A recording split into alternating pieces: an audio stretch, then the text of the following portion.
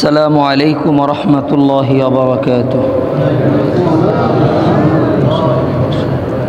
ধারাবাহিক তাফসীরের আজকে 34তম পর্বে সূরাতুল বাকারার 23 এবং 24 নম্বর আয়াতে কারিমায়ের তাফসীর করার জন্য চেষ্টা করব। আজকের এই আয়াত দুটির আলোচনার বিষয়বস্তু হচ্ছে রিসালাতের সত্যতার প্রমাণ। এই রুকুর প্রথম দুটি আয়াতের মধ্যে আল্লাহ তাআলা তাওহীদে উলুহিয়ত অর্থাৎ ইবাদত করতে হবে একমাত্র আল্লাহর এই বিষয়ে আলোচনা করেছেন। আর পরের দুটি আয়াতের মধ্যে আল্লাহর উলুহিয়তের পরেই তাওহীদে উলুহিয়তের পরেই রিসালাতে হাক্কানিয়া অর্থাৎ নবী করিম সাল্লাল্লাহু আলাইহি সাল্লাম সত্য, নবীর কাছে যেই কিতাব অবতীর্ণ হয়েছে এটা মানব রচিত কিছু না, সম্পূর্ণ আল্লাহ তাআলার কালাম। এটার প্রমাণ হিসেবে আল্লাহ তাআলা পরের দুটি আয়াত অবতীর্ণ করেছেন। আল্লাহ রাব্বুল আলামিন বলেন, বিসমিল্লাহির রহমানির রহিম, ওয়া ইন কুনতুম ফি রাইবিন মিম্মা নাযালনা আলা আবদিনা ওয়া ইন কুনতুম ফি রাইব, যদি তোমরা সন্দিহান হও, তোমাদের যদি কোনো সন্দেহ হয়, মনে কোনো সন্দেহ জাগে, মিম্মা নাযালনা আলা আবদিনা, আমি আমার বান্দার প্রতি, অর্থাৎ এখানে আবদিনা এর মুশতাক হচ্ছে মুহাম্মদ সাল্লাল্লাহু আলাইহি ওয়াসাল্লামের প্রতি যে কিতাব অবতীর্ণ করেছি, এই কিতাবে যদি তোমাদের বিন্দু মাত্র সন্দেহ হয়, আল্লাহ পাক বলেন তাহলে কি করবে, ফাতু বিসূরাতিম মিন মিথলিহি, তাহলে কোরআনের ছোট্ট একটি সূরা অর্থাৎ সূরা কাউসার, ইন্না আ'তাইনাকাল কাউসার, এই সূরার মতো ছোট্ট একটা সূরা তোমরা বানিয়ে দেখাও। ওয়াদউ শুহাদাআকুম মিন দুনিল্লাহ, আর তোমরা যে সূরাটা বানাবে এটা বানানোর ক্ষেত্রে আল্লাহ বাদ দিয়ে সবার সাহায্য নিতে পারো। ইন কুনতুম সাদিকিন, তোমরা তোমাদের কথায় যদি সত্যবাদী হও। সত্যবাদী হও মানে তারা যে বলতেছিল যে কোরআন এগুলা মানব রচিত, এগুলো মুহাম্মদ সাল্লাল্লাহু আলাইহি সাল্লাম বানিয়ে বানিয়ে বলে, এই যে তাদের দাবি, এই দাবিতে যদি তারা সত্যবাদী হয় তাহলে যেন তারা মুহাম্মদ সাল্লাল্লাহু আলাইহি সাল্লামের মতো ছোট্ট একটা সূরা বানিয়ে দেখায়। মুহাম্মদ সাল্লাল্লাহু আলাইহি সাল্লাম যা তেলাওয়াত করে আল্লাহ তাআলার পক্ষ থেকে একটি ছোট্ট সূরা যেন তারা বানায় দেখায়। আল্লাহ পাক রব্বুল আলামিন এরপরে বলেন, فَإِن لَّمْ تَفْعَلُوا وَلَن تَفْعَلُوا فَاتَّقُوا النَّارَ الَّتِي وَقُودُهَا النَّاسُ فَإِن لَّمْ تَفْعَلُوا, যদি তোমরা একটি ছোট্ট সূরা বানাইতে নাই পারো, ওয়ালা তাফআলু, এবং কশিন কালেও তোমরা পারবে না, ফাত্তাকুন নারাল্লাতী ওয়াকুদুহান নাস ওয়াল হিজারা, তাহলে ওই আগুনকে ভয় করো যে আগুনের ইন্ধন হবে মানুষ এবং পাথর। ওয়াইদ্দাত লিল কাফিরিন, ওয়াইদ্দাত লিল কাফিরিন, এই আগুন, এই জাহান্নাম, এই অগ্নিশিখা বানানো হয়েছে কাফেরদের জন্যে। এটা হচ্ছে সরল অনুবাদ। মুআজ্জাজ হাজিরিন, আমি খুব সংক্ষিপ্ত তাফসিরের ওই অংশগুলি বলবো যেগুলা আমাদের জন্য খুব বেশি প্রয়োজন বলে আমার বোধগম্য হয়, আমি সেই অংশগুলি বলবো। কারণ কোরআনের প্রত্যেকটি শব্দ টু শব্দ যদি লম্বা কথা বলা শুরু হয় তাহলে আমরা একটা বিষয়বস্তুর আকারে জিনিসটা বুঝতে পারলেও সবাই বুঝতে পারবো না আমরা। এজন্যে আমি যেই পয়েন্টগুলি আমাদের দরকার সেই বিষয়গুলি আমি বলছি। তো আমি প্রথমেই বলেছি আজকের এই আয়াত দুটির বিষয়বস্তু হলো রিসালাতের প্রমাণ। নবী করিম সাল্লাল্লাহু আলাইহি সাল্লামের প্রতি যে কোরআন অবতীর্ণ হয়েছে এটি যে সত্য, এর মধ্যে যে কোনো ভুল নেই, এটার প্রমাণ হিসেবে আল্লাহ তাআলা পবিত্র কোরআনের এই আয়াত দুটিকে নাজিল করেছেন। আল্লাহ পাক রব্বুল আলামিন, কোরআন যে আল্লাহর কালাম, কোরআন এটা যে মানুষের বানানো একটি শব্দ না, এটার প্রমাণ আজকের এই দুই আয়াত তো আছেই। আজকে আপনাদের সামনে এটার আলোকে বেশ কিছু তথ্য আমি তুলে ধরার জন্য চেষ্টা করব, যে প্রতিটা তথ্য আপনাদেরকে আপনাদের মস্তিষ্কে, আপনাদের বুধ শক্তিতে শক্তি সঞ্চারিত করবে এই বিষয়ে যে কোরআন সত্যই সত্য, কোরআনের মধ্যে একটি নুক্তারও ভুল নেই। আলহামদুলিল্লাহ বলি। মুহাম্মদ সাল্লাল্লাহু আলাইহি ওয়াসাল্লামের ওপর শুধু কোরআন না, কোরআন তো সর্বশ্রেষ্ঠ মুজিজা আমাদের নবীর জন্য। আরও অনেক অনেক বিষয় নবী করিম সাল্লাল্লাহু আলাইহি সাল্লামকে মক্কার কাফেররা পরীক্ষা নিয়েছে। একবার তো আবু জেহেল নবী সত্য কি সত্য না এটার পরীক্ষা নেওয়ার জন্য তার হাতের মধ্যে কিছু পাথর মুষ্টিবদ্ধ করে এসে বলেছে যে মুহাম্মদ সাল্লাল্লাহু আলাইহি সাল্লাম, তুমি যদি বলতে পারো যে আমার হাতের মুষ্টিতে কি আছে তাহলে আমি তোমার প্রতি ঈমান আনবো, আমি বিশ্বাস করব তুমি সত্যিকারের নবী। এটা পৃথিবীর কোনো মানুষের দ্বারা সিস্টেমে সম্ভব না। এটা এমনিই আন্দাজুন্দা একটা বলছেন লেগে গেছে, সেটা ভিন্ন কথা, কিন্তু এটা আমার হাতের মধ্যে আমি কি নিয়ে এসেছি এটা আপনি বলতে পারবেন, এটা আল্লাহ বলতে পারবে, আর যিনি নিয়ে এসছে তিনি বলতে পারবে। এটা তো অদৃশ্যের খবর, এটা তো মানুষ জানার কথা না। মানুষ যদি বলেও বুঝবেন যে কোনো গোপন তথ্য ফাঁস করা হয়েছে তার কাছে, সে দেখছে বাড়ির পিছন থেকে একটা খেজুরের বিচি হাতে পড়ছে, অথবা অনুমানের উপরে বলছেন লেগে গেছে, কিন্তু মানুষের দ্বারা এই অদৃশ্যের খবর বলা সম্ভব না। কিন্তু আবু জেহেল নবীকে যখন বলেছে, নবী করিম সাল্লাল্লাহু আলাইহি সাল্লাম তখন আবু জেহেলকে উল্টা কথা বলেছে যে আপনার হাতে কি আছে এটা আমি বললে আপনি ঈমান আনবেন বলতেছেন? বলে হ্যাঁ। নবীজি বললেন, আমি বলবো না আপনার হাতে কি আছে, বরং আপনার হাতে কি আছে সেই বলবে আমি কে। সুবহানাল্লাহ বলেন। আশ্চর্য বিষয় না? আবু জেহেল মহা খুশি যে আজকেই নবীজির মিশন শেষ করে দেব, নবী যে মিথ্যা এটা প্রমাণ হয়ে যাবে। আবু জেহেল বলল যে হ্যাঁ বলো। নবী করিম সাল্লাল্লাহু আলাইহি সাল্লাম আরও গণ্যমান্য ব্যক্তিবর্গদেরকে ডাকলেন যারা আশপাশে ছিল, যে তাদের দুইজনের মধ্যে চুক্তি, যদি এই ঘটনা সত্য হয়, নবীর কথা যদি সত্য হয় তাহলে আবু জেহেল ঈমান আনবে, আর যদি বলতে না পারে তাহলে নবী মিথ্যা নবী। নবী করিম সাল্লাল্লাহু আলাইহি সাল্লাম আল্লাহর হুকুম, এটা নবীর মুজিজাত, হুকুম করলেন যে তার হাতে কি আছো তুমি আমার পরিচয় বলে দাও। তখন পাথরের জবান আল্লাহ খুলে দিল, আবু জেহেলের হাতের মুষ্টির ভিতর থেকে পাথর সাক্ষী দিল, আশহাদু আল্লা ইলাহা ইল্লাল্লাহু আশহাদু আন্না মুহাম্মাদান আবদুহু ওয়া রাসূল। এবার আবু জেহেল বলে যে এটা নিশ্চিত একজন জাদুকর, এটা জাদু মন্ত্র ছাড়া নর্মালি কোনো মানুষের বলা সম্ভব না। মুআজ্জাজ হাজিরিন, এগুলি ছিল আবু জেহেলের পর্ব।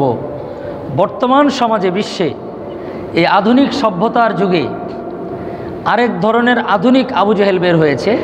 তারা কোরআনের বিসমিল্লার বা থেকে নিয়ে সূরা নাসের, মিনাল জিন্নাতি ওয়ান নাসের সিন পর্যন্ত সব বিশ্বাস করে, নামাজ না পড়লেও বিশ্বাস করে সব ঠিক আছে। কিন্তু কি বললাম? কিন্তু এই কিন্তু শব্দটা আমি আপনাদের কাছ থেকে একটু শুনতে চাচ্ছিলাম।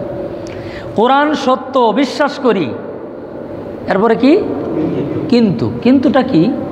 যে এখন আধুনিক যুগ, পৃথিবী অনেক অ্যাডভান্স হয়েছে, কোরআন ঠিক আছে কিন্তু আমাদেরও কিছু মতামতের ব্যাপার স্যাপার আছে, নাউজুবিল্লাহ বলেন।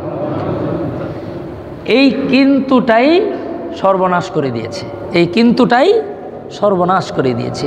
এই কিন্তু যদি মনে মনে না থাকতো, এই কিন্তু শব্দটা যদি সংযোজন করে দেওয়া না হতো, তাহলে মাদক বলেন, চোরা কারবারি বলেন, খুন ধর্ষণ বলেন, লুটতারাজ বলেন, এগুলা কোনো কিচ্ছু সম্ভব হতো না। আসলে এই কিন্তুওয়ালারা ওই জায়গাগুলাতে ফেরি পারাপারের ঘাটে বসে আছে, তাদেরকে না হয়ে কোরআনের আইন বাস্তবায়ন করা সম্ভব না। তারা তো গেটে গেটে বসা। যখনই তাদের কাছে এই জিনিসগুলা যায়, তারা বুঝে যে যদি কোরআনের আইন বাস্তবায়ন করা হয়, কোরআনকে যদি কমপ্লিট জীবন ব্যবস্থার জন্য আমরা স্বীকৃতি দিয়ে দেই, তাহলে আমাদের বোতল খাওয়া বন্ধ হয়ে যাবে। এই বোতল মানে আবার কোকা কোলা, 7 আপের বোতল না, কিন্তু আরও দামি দামি বোতল আছে। বোতল খাওয়া বন্ধ হয়ে যাবে, চুরি কারবারি বন্ধ হয়ে যাবে, ক্ষমতা কুক্ষিগত করা বন্ধ হয়ে যাবে। এগুলা তারা জেনে শুনে সবাই একজোট, যারা কোরআনকে বিশ্বাস করে। এরপরে জানি কি একটা শব্দ বলছি, হ্যাঁ, এই কিন্তুই তাদের সর্বনাশ করে দিয়েছে। কিন্তু থেকে যদি মৃত্যুর আগে তারা তওবা না করে, কিন্তু থেকে যদি তারা মৃত্যুর আগে বের হয়ে আসতে ব্যর্থ হয়, কোরআন হাতে নিয়ে বলতে পারি, এই কিন্তু যদি থেকেই যায়, আল্লাহর জান্নাতে যাওয়া সম্ভব হবে না। পরিষ্কার কথা, কোরআনের মধ্যে কোনো কিন্তু থাকার সুযোগ নেই। আল্লাহ কোরআনের শুরুতেই বলেছেন, যালিকাল কিতাবু লা রাইবা ফি। পৃথিবীর মধ্যে যত কিতাব আছে, সমস্ত কিতাবের শুরুতে ভূমিকার মধ্যে লেখক প্রকাশকরা লিখে দেয়। যদি এই বইয়ের মধ্যে লেখনীতে, প্রিন্টিংয়ের মধ্যে অথবা কোনো উপস্থাপনার ভঙ্গির মধ্যে কোনো ভুল হয়ে থাকে, আমাদেরকে জানাইলে পরবর্তী প্রকাশনার সময় আমরা সংশোধন করে নেব। এবং প্রত্যেক বছর বছর নতুন প্রকাশনা হয়, ওখানে লেখা থাকে প্রথম প্রকাশনা এত সাল, দ্বিতীয় সংস্করণ এত সাল, তৃতীয় সংস্করণ এত সাল। এভাবে যতবার তারা এটাকে নতুন করে প্রকাশ করতে থাকে, ততবার সংস্কার হতেই থাকে। এই একটি কিতাব পৃথিবীর মধ্যে আছে যেটা মানুষের কোনো কথাই এর মধ্যে নাই। আল্লাহর পয়গম্বর বলেছেন, আল কুরআনু কিতাবুল্লাহ, আল কুরআনু কালামুল্লাহ ওয়া খরাজা আন। সুবহানাল্লাহ। কোরআনের প্রত্যেকটি শব্দ নবী করিম সাল্লাল্লাহু আলাইহি সাল্লাম বলেছেন স্বয়ং আল্লাহর কুদরতি জবান দিয়ে বের হয়েছে। সুবহানাল্লাহ। আল্লাহ পাক রব্বুল আলামিন জিবরাইল আলাইহিস সালাতু ওয়াস সালামের মাধ্যমে দীর্ঘ 23 বছর পর্যন্ত রহমতুল্লিল আলামিন মুহাম্মদুর রাসূলুল্লাহ সাল্লাল্লাহু তাআলা আলাইহি ওয়াসাল্লামের উপর অবতীর্ণ করেছেন। আল্লাহর নবী বলেন, জিবরাইল আল্লাহ তাআলার কাছ থেকে প্রত্যেকটি আয়াত 7 বার করে শুনেছে। একবার দুইবার না, কয়বার? 7 বার। এবং 7 বার 7 রকমের। এজন্য বলা হয় কিরাআতে সাবআ। কোরআন 7 রকমের পড়া যায়। আমরা তো এই ইলমে কিরাআতের উপরে একেবারেই এত কম জানি, কত কম জানি এটাও বলা মুশকিল। এজন্য আমাদের বাংলাদেশে দেখবেন কোরআন শরীফগুলো একরকম, আরব সাবা কোরআন শরীফ দেখলে দেখবেন একটু অন্যরকম মনে হয়। আপনাদের অনেকের সাধারণ মানুষ আরবিয়ান সাবাগুলা পড়তে আপনাদের কষ্ট হয়। আরও উন্নত লাইব্রেরিগুলোতে গেলে দেখবেন কোরআনের মধ্যে জের জবর দেওয়াই নেই, বিভিন্ন ধরনের আছে। কয় রকমের? 7 রকম। আল্লাহ পাক রব্বুল আলামিন নিজে 7 বার করে তেলাওয়াত করেছেন প্রত্যেকটি আয়াত। জিবরাইল আলাইহিস সালাতু ওয়াস সালামকে বলছেন যে আমি যে পড়লাম, তুমি শুনলা, তুমি আবার আমাকে 7 বার পড়ে শোনাও। সুবহানাল্লাহ। হযরতে জিবরাইল আল্লাহ পাকের কুদরতি জবান থেকে প্রত্যেকটি আয়াত 7 বার শুনেছেন। আবার জিবরাইল নিজে আল্লাহ তাআলার কাছে পাঠ করে 7 বার শুনিয়েছেন। আল্লাহ রাব্বুল আলামিনের অনুমোদন পাইলে জিবরাইল আলাইহিস সালাতু ওয়াস সালাম এই জমিনের মধ্যে এসে মুহাম্মদুর রাসূলুল্লাহ সাল্লাল্লাহু তাআলা আলাইহি ওয়াসাল্লামকে প্রত্যেকটা আয়াত 7 বার করে শুনিয়েছেন। আজও পর্যন্ত পৃথিবীর মধ্যে এই একটি মাত্র কিতাব যেটার কোনো রকম নাই, একই রকম 1450 বছর আগে ছিল, আজকেও সারা পৃথিবীর মধ্যে এক যুগে পৃথিবীর সকল দেশে একই রকম অপরিবর্তিতভাবে আল্লাহ রাব্বুল আলামিনের কুদরত, আল্লাহ পাকের কুদরতি জবান থেকে আসা এই কালামুল্লাহকে আল্লাহ সংরক্ষণ করেছেন। সুবহানাল্লাহ। এজন্য আল্লাহ রাব্বুল আলামিন পবিত্র কোরআনের সূরা হিজরের 9 নম্বর আয়াতের মধ্যে আল্লাহ তাআলা বলেন, বিসমিল্লাহির রহমানির রহিম, ইন্না নাহনু নাযালনা যিকরা ওয়া ইন্না লাহু লাহাফিজুন। আল্লাহ পাক রব্বুল আলামিন নবী করিম সাল্লাল্লাহু আলাইহি সাল্লামকে দেখতেছিলেন, নবীজি আয়াতগুলো মুখস্থ করার জন্য বার পড়তেছে। নবী পেরেশান, 7 রকমের 7 বারে পড়তে হবে। একটা রকমে যদি একটা হরফ 19-20 হয়ে যায়, একটা নুক্তা, একটা জের জবর এদিক সেদিক হয়ে যায়, তাহলে তো বড় বিপদ হয়ে যাবে। রাসূলুল্লাহ পেরেশানিতে ছিলেন। আল্লাহ রাব্বুল আলামিন আয়াত নাজিল করে বলে দিলেন, ওগো নবীজি, আপনার পেরেশানি হওয়ার দরকার নাই। আপনার সিনার মধ্যে, আপনার কলবের মধ্যে আমি আল্লাহ কোরআনকে অপরিবর্তিতভাবে আমি যেমনে জিবরাইলকে দিয়েছি তেমনি আপনার কলবের মধ্যে এটা আমি আল্লাহ ফিট করে দেব। এটা টোটালি সেফ থাকবে, এই মেমোরি কখনো ভাইরাস আক্রান্ত হবে না, এটা কখনো ভুল হবে না, আপনি এক মুহূর্তের জন্য ভুলেও যাবেন না। সুবহানাল্লাহ। আপনাদেরকে একটা তথ্য দেই, কোরআনের হাফেজ যারা কোরআনকে হিফজ করেছে, মুখস্থ করেছে, এই পৃথিবীর মধ্যে আলহামদুলিল্লাহ বলার জন্য প্রস্তুতি নেন। আমি যখন বলবো পরে আলহামদুলিল্লাহ বলবেন। টোটাল পৃথিবীতে 6.5 কোটি কোরআনের হাফেজ আছে। কত কোটি? 6.5 কোটি। 2 বছর আগে আমাদের বাংলাদেশে 25 লাখ ছিল। আজকে লেটেস্ট খবর নিয়ে আসলাম, প্রায় 30 লাখ সুই রমজানের আগে 30 লক্ষ হাফেজে কোরআন এই টেকনাফ থেকে তেতুলিয়া, রূপসা থেকে পাথুরিয়ার এই ছোট্ট দেশটিতে প্রত্যেকটি পাড়ায় মহল্লায়, গ্রামে গঞ্জে, প্রত্যেকটি বাড়িতে বাড়িতে, এমনকি প্রত্যেক ফ্যামিলিতে আল্লাহ তাআলা কোরআনের হাফেজ বাংলাদেশে দিয়ে দিচ্ছেন। আগে শুধু আমরা গরিব মানুষরা পড়তাম, আল্লাহ তাআলা এখন রিমোট একটু ঘোরায় দিছে, এখন দেখবেন উল্টা সব ধনী মানুষের ঘরে কোরআনের হাফেজ হচ্ছে। আলহামদুলিল্লাহ বলেন। টের পাবে না যারা মিডিয়াতে বসে মাদ্রাসা মসজিদ বন্ধ করবার জন্য টকশো করে 3 ঘন্টা চিল্লায়, ও গ্রামের বাড়িতে গিয়া তার বাবার নামে একটা হেফজখানা এতিমখানা করে আসে। আমি তার নাম নিতে চাচ্ছি না, একটা আছে, একটা খবিস আছে, সারাদিন ভরে এগুলা নিয়েই থাকে, কেমনে মসজিদ মাদ্রাসা বন্ধ করা যায়। পরে আমি নির্ভরযোগ্য সূত্রে জানছি সে বাড়িতে গেছে, তার গ্রামের লোকজন সবাই তাকে টাইট করে ধরছে, পরে সেও তার বাপের নামে একটা হেফজখানা এতিমখানা করে দিছে। তো বুঝেন আপনি আল্লাহর মায়ের কেমন। আপনি সারাদিন ভরে সংগ্রাম করেন, আন্দোলন করেন, কোরআনকে নিভিয়ে দিবেন, আর আল্লাহ তাআলা আপনার হাতেই মাদ্রাসা গড়ায় বাংলাদেশে। আলহামদুলিল্লাহ। তো 6.5 কোটি আছে সারা পৃথিবীতে, সবচাইতে বেশি আছে আমাদের বাংলাদেশে। আলহামদুলিল্লাহ। আমাদের বাংলাদেশে কত রকমের হাফেজ আছে একটু বলি, আল্লাহ কিভাবে কোরআনকে হেফাজত করেন। কোরআনে যে কোনো সন্দেহ নাই, এগুলার অন্যতম একটি প্রমাণ হলো আল্লাহ রাব্বুল আলামিন 5 থেকে 8 বছরের শিশু বাচ্চাদেরকে 30 পারা কোরআন আলিফ লাম মিম থেকে নিয়ে মিনাল জিন্নাতি ওয়ান নাস পর্যন্ত এক টানা শোনানোর তৌফিক দিয়েছেন।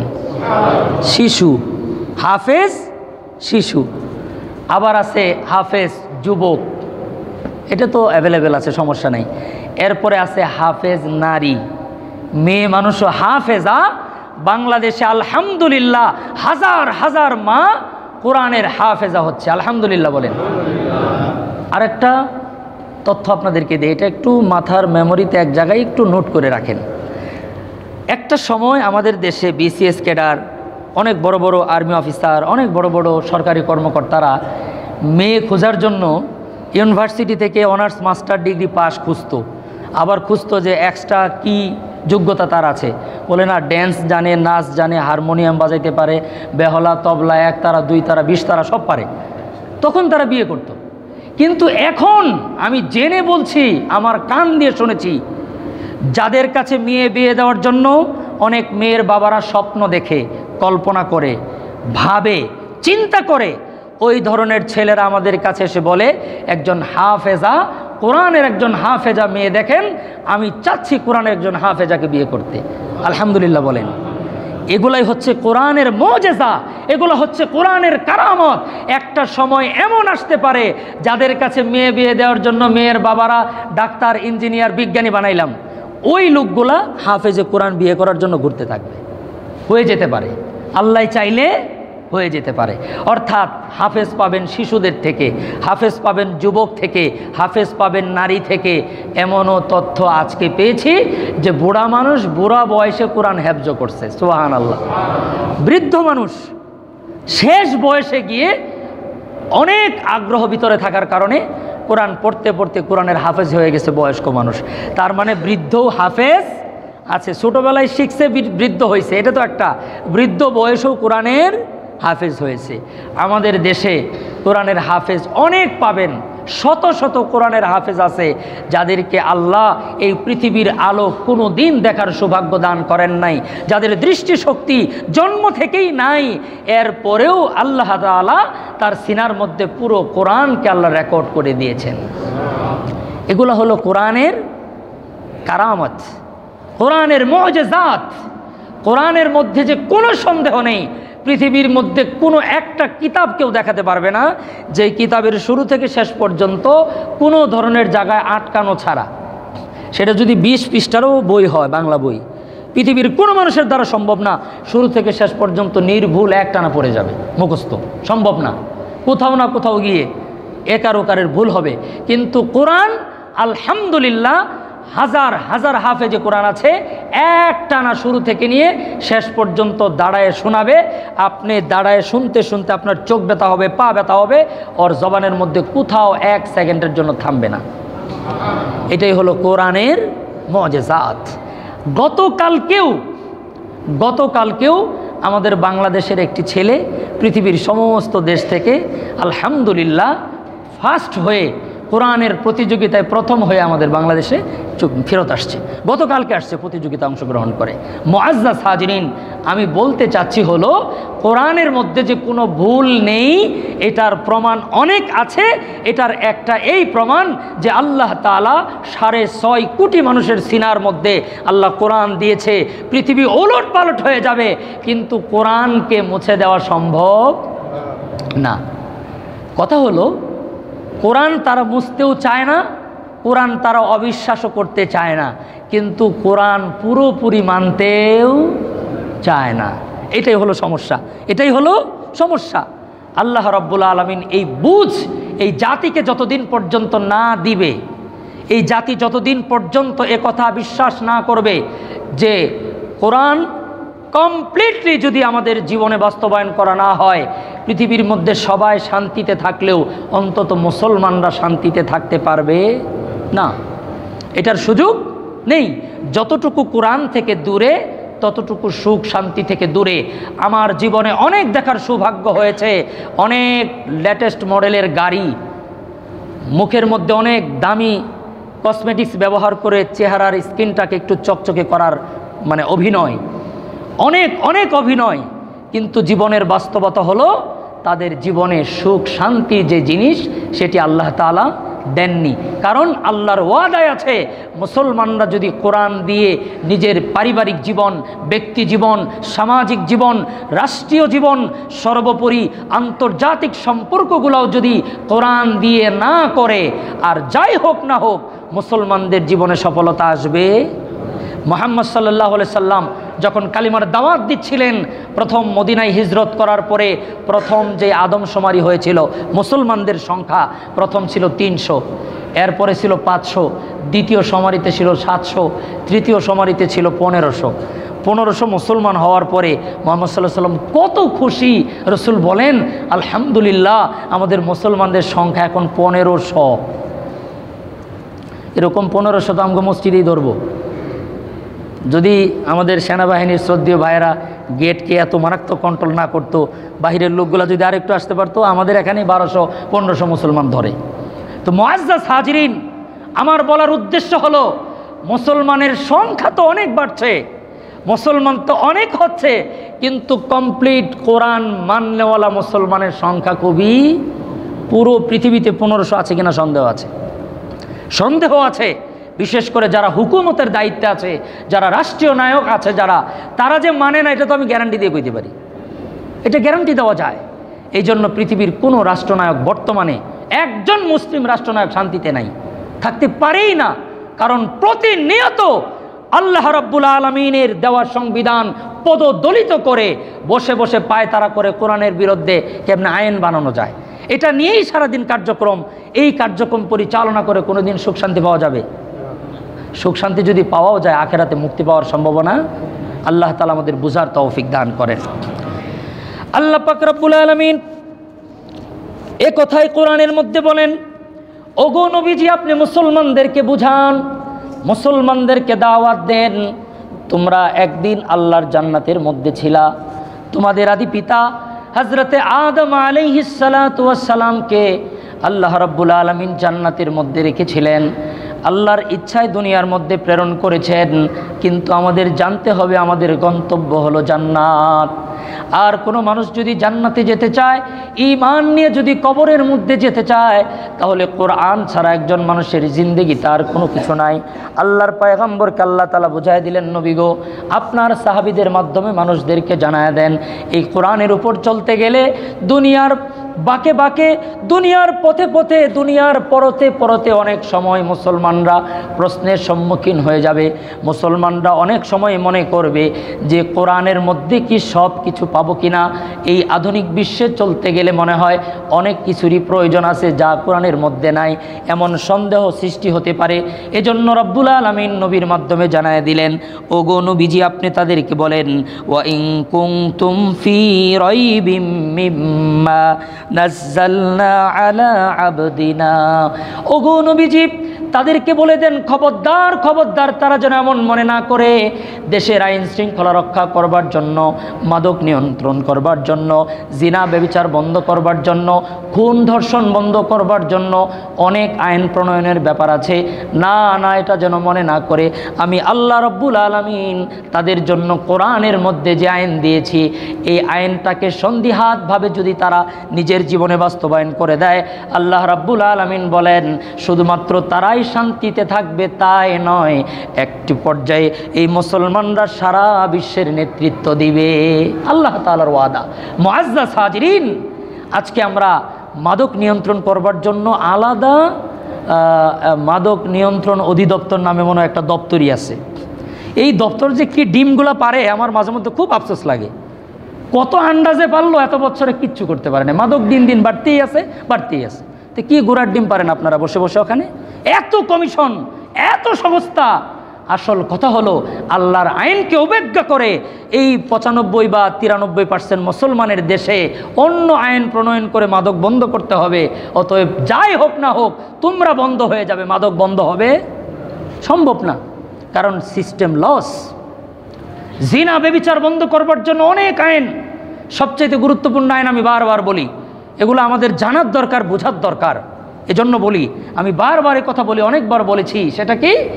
জিনা ব্যভিচার বন্ধের জন্য আইন নাই, বিয়ে বন্ধের জন্য আইন আছে। আমি কি ভুল বললাম?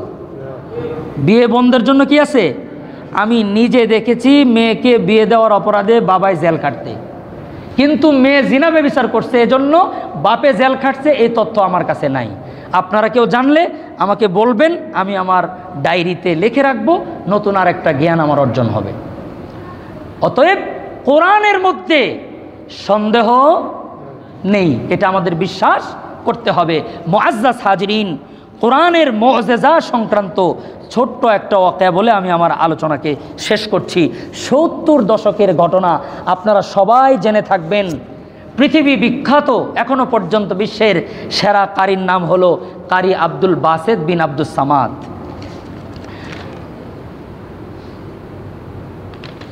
কারি আব্দুল বাসেত বিন আব্দুস সামাদ বিশ্বের এখনো পর্যন্ত 1 নম্বর কারি।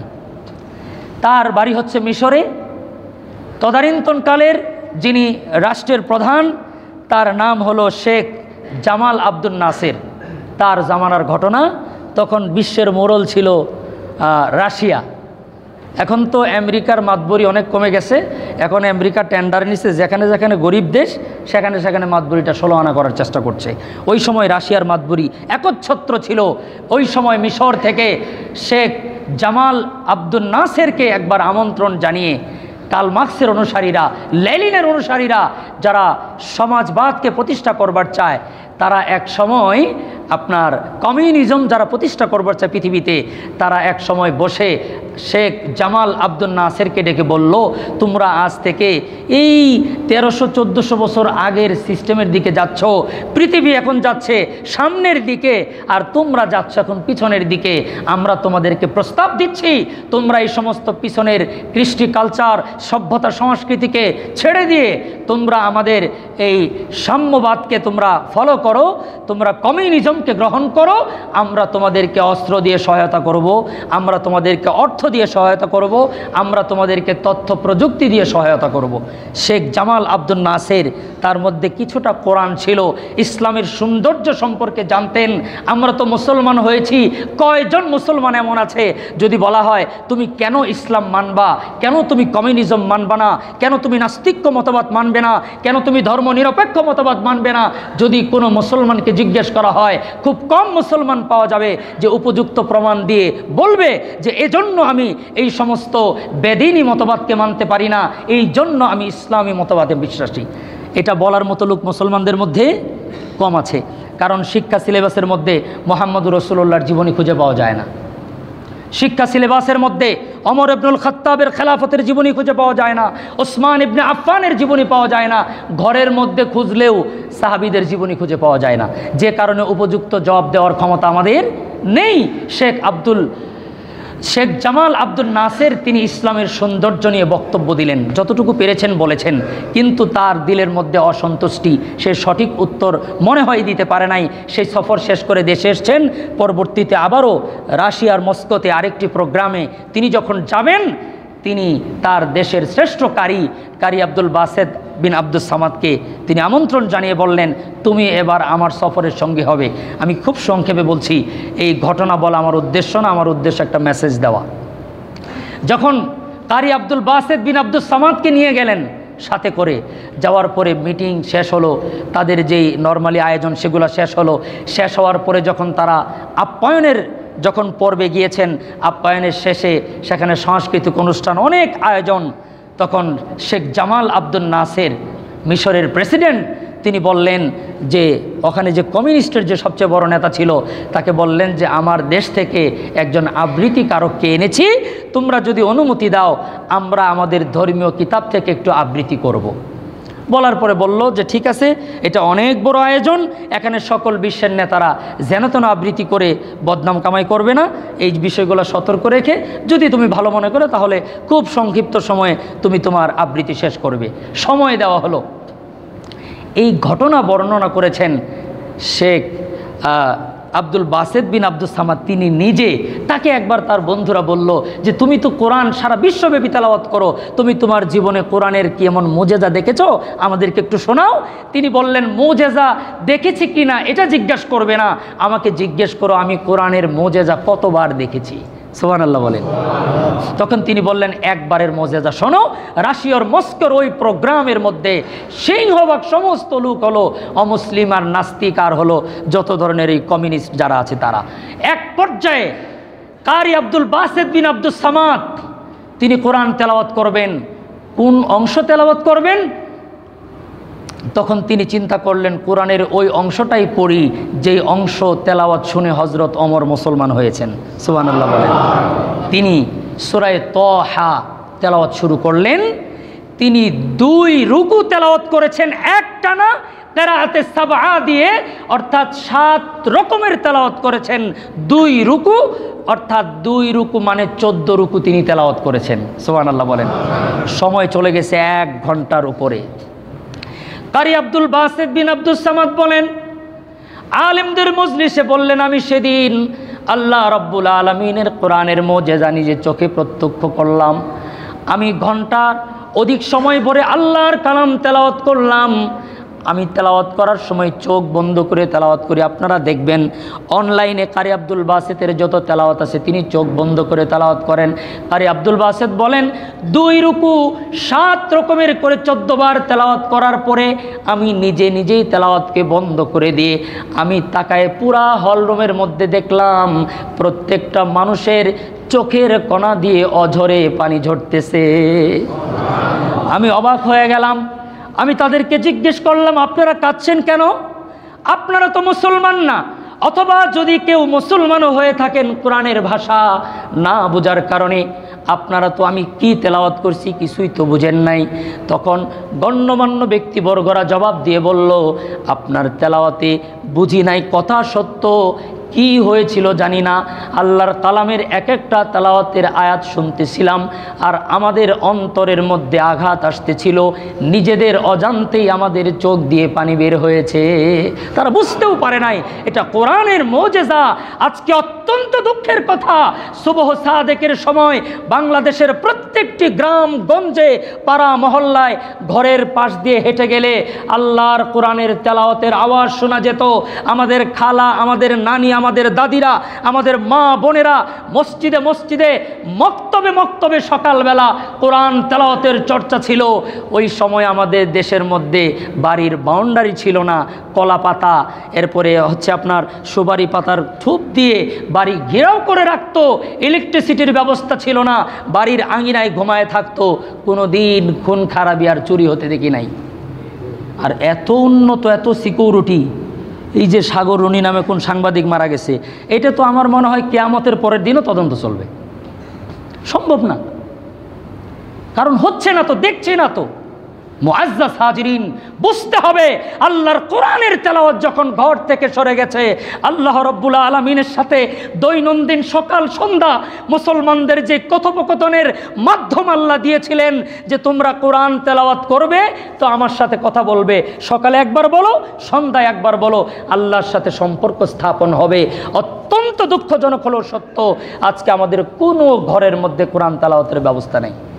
অনেকের কোরআন শরীফ আছে, এটা ময়লা পড়তে পড়তে এমন অবস্থা হয়ে গেছে, আল্লাহ মাফ করুক, আমি এমনও বাসায় কোরআন দেখেছি কোরআনের উপর দিয়ে মাকড়সা পড়ে গেছে। গজব ওই ঘরের মধ্যে। ওনার টেলিভিশনের পর্দা আছে, কোরআনের জন্য পর্দা কেনার সৌভাগ্য হয় নাই। আল্লাহ তাআলা আমাদের বুঝার তৌফিক দান করেন। আমার আজকের কথা শেষ। আমি আবারও বলছি, আল্লাহ তাআলা কোরআনের মধ্যে জায়গায় জায়গায় বলেছেন, এই কোরআনের মধ্যে কোনো সন্দেহ নাই। এটা আমরা বিশ্বাস করব দিলে এবং মনে প্রাণে, এবং চেষ্টা করব যার যার জায়গা থেকে কোরআন বাস্তবায়ন করে কোরআন অনুযায়ী নিজের জীবনযাপন করার জন্য। আল্লাহ তাআলা আমাদেরকে তৌফিক দান করেন।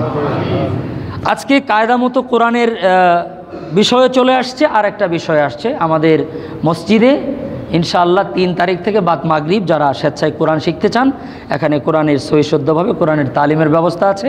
নোটিশ বোর্ডে সেখানে আপনার বিজ্ঞপ্তি লাগিয়ে দেওয়া হয়েছে। আপনারা যারা চান এই কোরআন আমাদের মসজিদ থেকেও শিখতে পারবেন ইনশাআল্লাহ।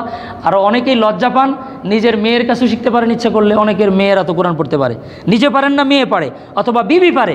আপনারা প্রত্যেকেই কোরআন না শিখে কেউ কবরে যাবেন না ইনশাআল্লাহ। আল্লাহ পাক রব্বুল আলামিন আমাদের সকলকে কোরআন পড়ে, শুধু কোরআন পড়ে না, কোরআন দিয়ে আমাদের মিনিস্ট্রি যেন পরিচালিত হয়, কোরআন দিয়ে যেন আমাদের সচিবালয় পরিচালিত হয়, কোরআন দিয়ে যেন আমাদের রাষ্ট্র পরিচালিত হয়। আপনারা বলেন আমিন। এই কথায় কি বেজার হইলেন আপনারা?